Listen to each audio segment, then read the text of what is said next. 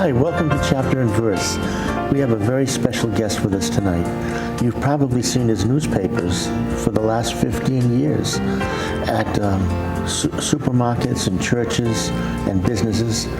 This is Larry Lepore, and he was the publisher of the Good News Today newspaper. Larry, let's begin with some of your background. Before we talk about the newspaper, tell us a little bit about yourself, about how you came to faith in the Lord. Okay. That's quite the story, Ray. In my younger days, I was a pretty wild guy. I did everything that I shouldn't have done. I was chasing women. I was using drugs, alcohol, you name it. I was and always in the wrong place at the wrong time. And I fortunately was able to function. I was not the type of person who was down and out in the gutter, and though I came close many times, but I actually did pretty well in the secular world. I worked in the Yellow Pages for many years, became the vice president of sales and marketing for a local Yellow Page publisher, the Talking Phone Book. Yes. You might remember. And we were actually one of the fastest growing telephone book companies in the world. We made it on the Inc. 100 and Forbes 500 lists for 3 consecutive years, and broke all kinds of records, making tons of money. But as the Lord would have it, the company ended up going belly up when a group of investors intentionally ran it into the ground. Oh. They basically didn't like the fact that we were taking money out of Ma Bell's back pocket, because that's where our money was coming from. Yeah. We were in direct competition at the time with Ma Bell, and one thing led to another, and the company went under, which sent me into a tailspin and got me to the point where I really need to take a long, hard look at myself. And but before that happened, I basically gave up on corporate America. And even though at the time I had my own companies and was doing quite well, I really just didn't want to go back into large corporations, wanted to run a small business on my own. And I was partying a lot. My wife left me shortly after the company went under because I went into a depression, really. Yeah. Because the company was my baby. I had helped to grow that company during the time that I was there, and I made a lot of money doing it. It was a lot of fun, and made a lot of friends in the process.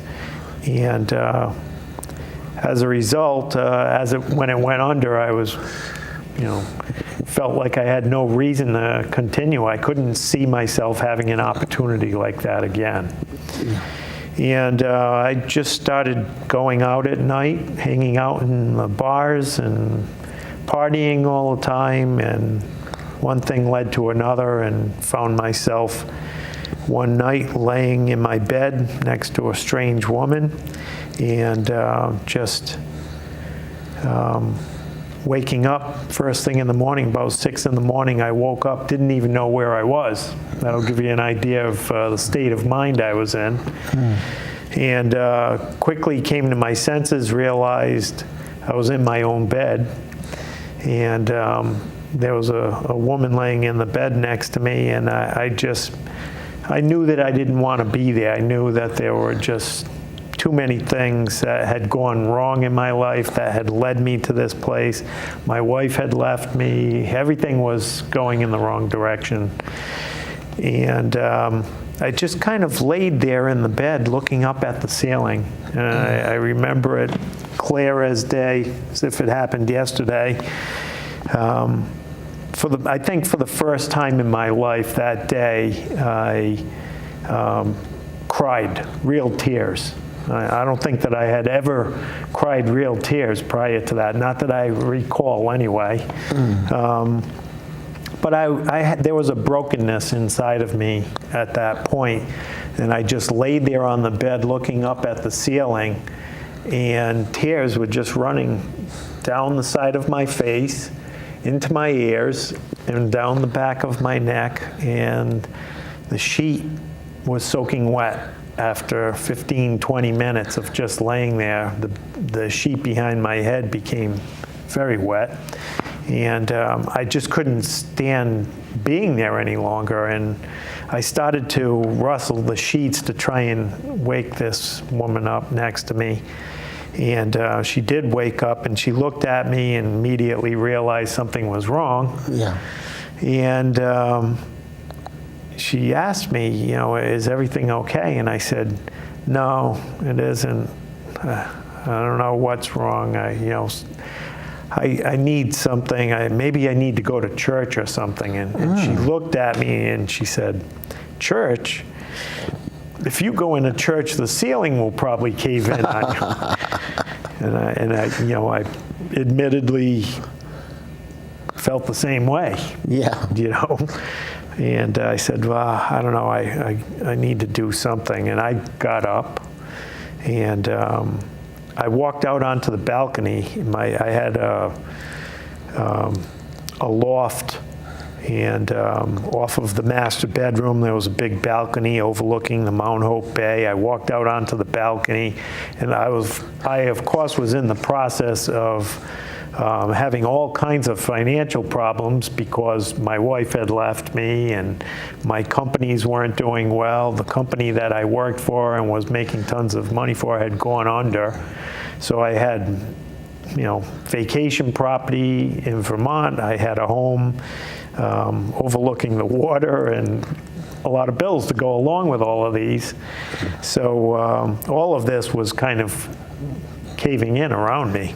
So I walked out onto the balcony, looked out over the water, and just cried out to God, God, I don't know if you're real or not, but if you are, I need to know, because I just don't want this life like this anymore. And I walked back into the bedroom, and she was still laying there in the bed. And I walked into the bathroom and took a shower and came out and thinking about what I was going to do. I really didn't want to just hang around for the day with her. I felt like I needed to do something. Yeah. So I shaved. Yeah.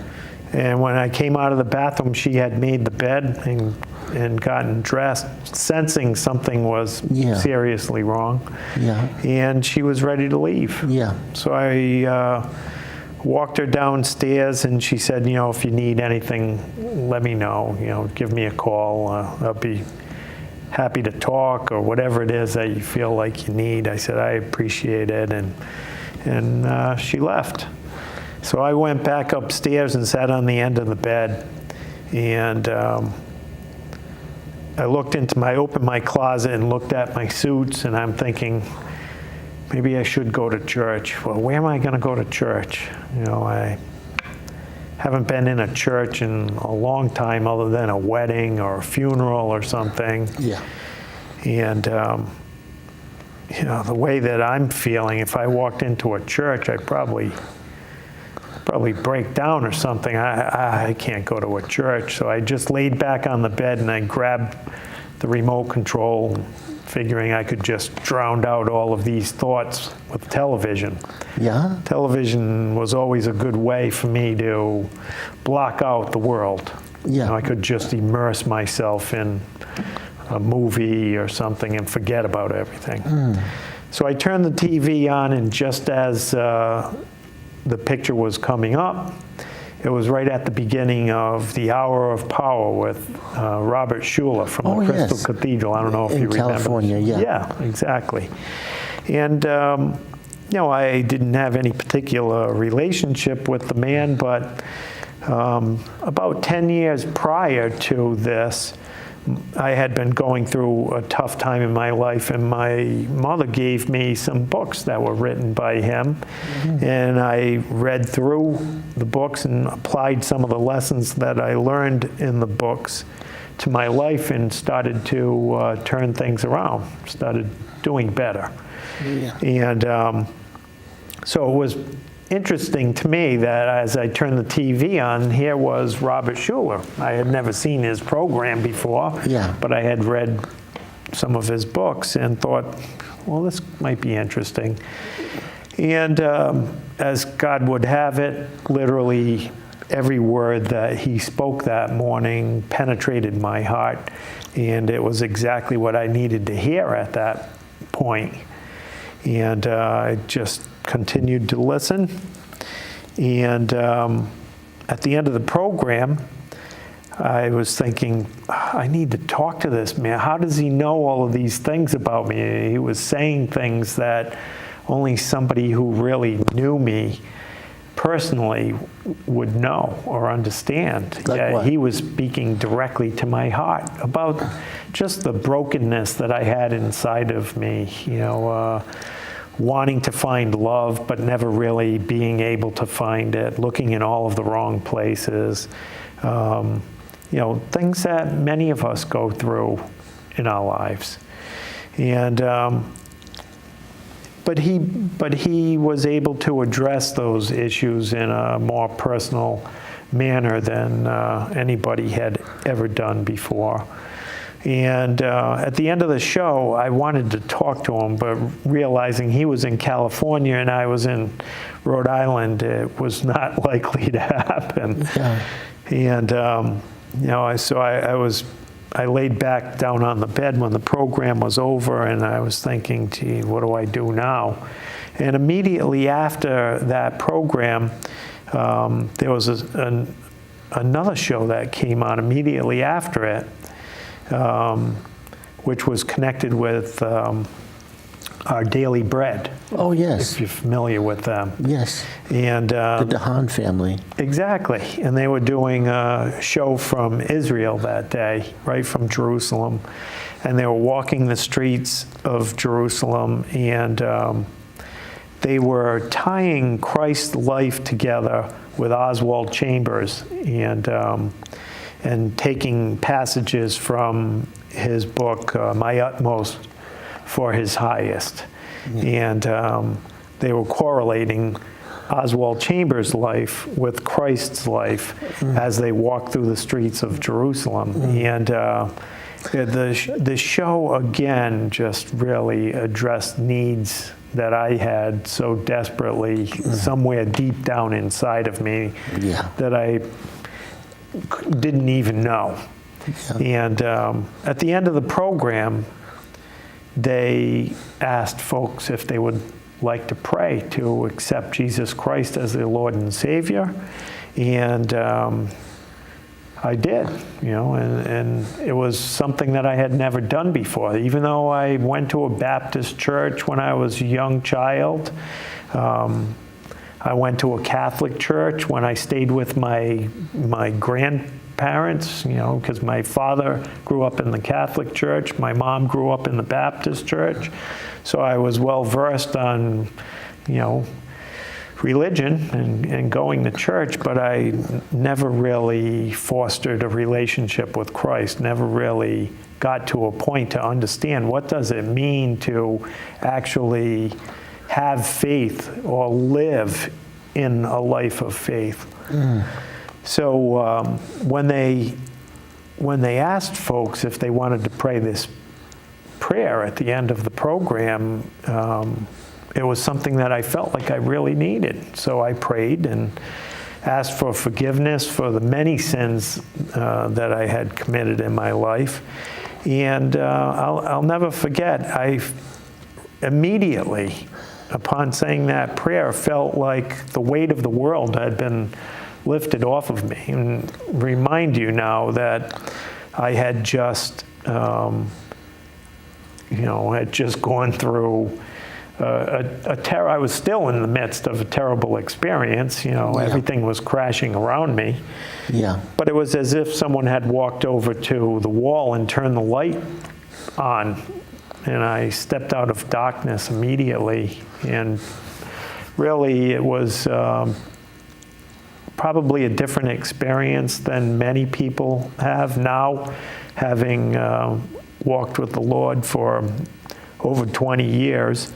I understand that it doesn't always happen that way for everybody. Some people come along more slowly.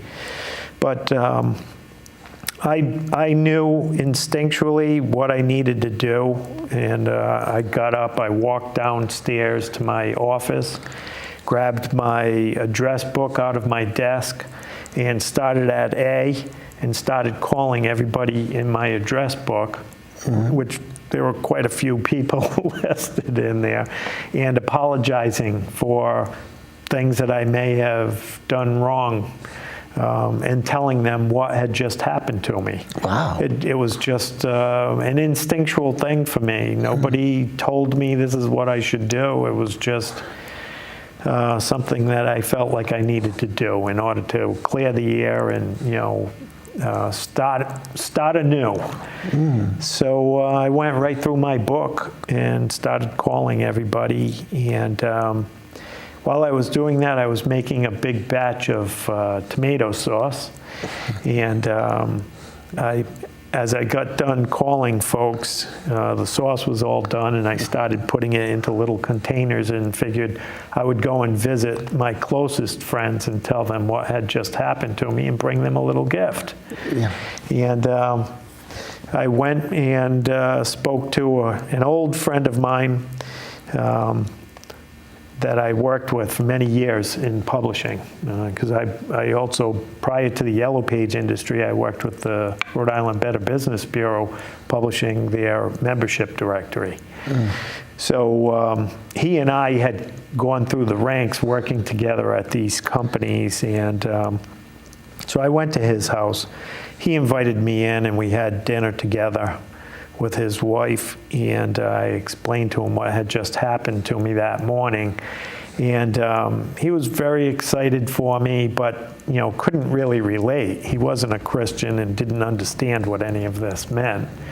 And he knew I was going through a tough time in my personal life.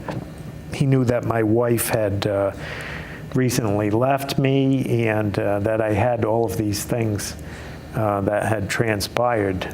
And so he was trying to understand it and put it all into perspective, but later on he told me he thought I was going through a nervous breakdown. But basically I was just telling him how Christ had come into my life. But he was nowhere near ready to hear that message. As a matter of fact, while we were having dinner, he broke out a bottle of Zambuca and a bottle of wine and was ready to celebrate, And I said, no, I don't think I can do that. I feel different. I just feel like I've completely changed. It's like I've been cleansed, and I don't want to go back in that direction again. And he looked at me kind of strange, and he just shook his head, and we went through the rest of the evening, and then when I was walking out to the car, he took me aside and he said, "And don't forget this weekend, anybody asks you, I was with you." I said, "What do you mean? Remember I told you my wife's going away? My wife's going away, and if you could, I'd appreciate it if anybody says anything to you," because we had a lot of mutual friends. Yeah. "I was with you for the weekend." I said, no, I can't do that. He said, yeah. He said, I already have it planned. I'm going to be with the redhead. And I said, no, I can't do that.